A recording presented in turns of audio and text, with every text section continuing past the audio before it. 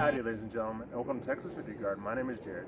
In this episode, we're talking about how to plant broccoli. More specifically, how to plant broccoli in seed trays in the house, and then at a later point, transplanting the seedlings into the garden. Now, traditionally, broccoli is planted or sown directly into the garden. The problem with that is there's environmental factors like how much water it's getting, the sunlight, and the temperature. You can't control those factors as much outside as you can inside. So if we plant inside, we can control those environmental factors. That's going to give the seedlings a good start, a head start, and they're going to be healthier and they're more apt to survive when we come and plant them outside.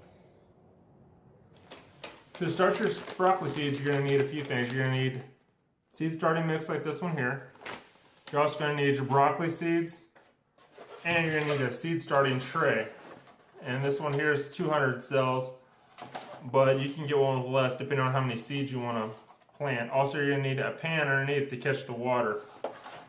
Also, you're going to need something to measure the depth of the seed as you're putting it into the seed starting mix. Planting it. In this case, I'm using a small nail, and I've marked 1/2 inch from the bottom with a Sharpie marker so that I know when I'm pushing down, I get to this mark, it's been 1/2 inch. You can use also a pencil, a number of things. Just make sure you mark it so it's easy as you're going through to measure the depth of the seed. So we're going to start by taking our seed starting mix and dumping it out into the middle of the tray. And then once we do that, we're going to go from there and kind of just work our way out to the outsides of the tray, pushing all of that dirt, that seed starting mix, into the tray. Once you have all your cells filled up in your tray, you're going to go ahead and take your broccoli seeds and you're going to put 1 broccoli seed per cell.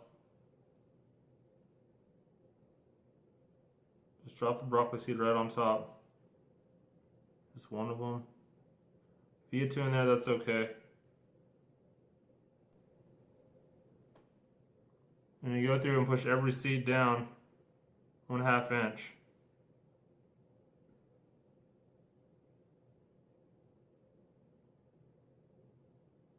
Once you've filled your seed trays up with seeds, you're going to take your seeds and put them into a pan of water. I have this full about 3/4 of the way with water. What that's going to do is that water is going to soak up through the seed trays into the seed mix and water our seeds. Right now they look dry. Once I notice that they're wet on the top, the soil is wet, I'm going to take this and put it back into the dry pan and set that underneath the lights. The reason I'm doing that is because we don't want to keep these seed trays in this high water environment, because it will promote mold and funguses and all kinds of problems and diseases. So I want to water it and then put it back in here and then set this underneath the lights. Once you've planted your seeds, you can place them under grow lights with a timer set for 12 to 16 hours of light per day.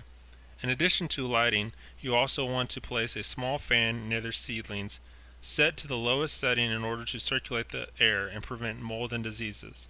The fan should lightly blow the seedlings. The movement of the seedlings caused by the fan will strengthen the stalk of the seedlings and keep them from getting tall and leggy. The first 2 leaves that appear when the seedlings come up are called the cotyledon leaves. Cotyledon leaves are part of the seed's embryo and provide nutrients to the seedlings until what are known as the true leaves appear. The true leaves will be any leaves that appear on the plant after the first 2 leaves. You can differentiate the true leaves from the cotyledon leaves by noticing the true leaves have a more rigid appearance and will be larger. The seedlings will be ready to transplant into the garden when they start to get their true leaves. This will usually be about 3 weeks. When it is time to transplant the seedlings into the garden, you can use any long, thin tool in order to make the holes to place the seedlings in. Before transplanting, it makes it easier if you can measure the approximate depth that you are going to plant the seedling and mark the tool with masking or painter's tape. You want to plant the transplant into the garden up to the base of the cotyledon leaves. The transplant should be spaced 1 broccoli plant per square foot.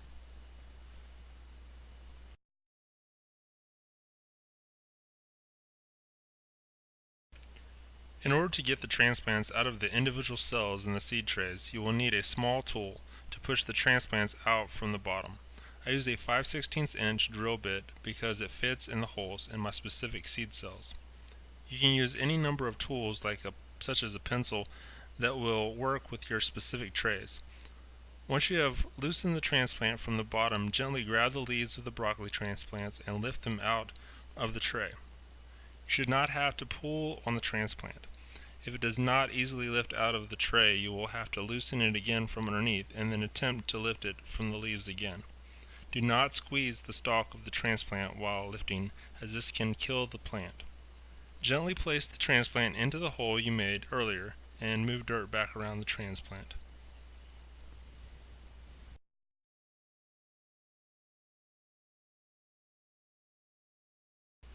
If you happen to have accidentally planted two plants in the same seed tray, simply cut or pinch off the plant that seems the least mature. You can separate the two plants and grow both of them if you would like.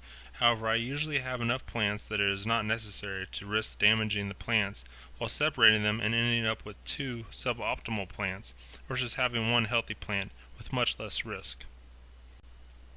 Once you have planted all the seedlings, you will need to water them.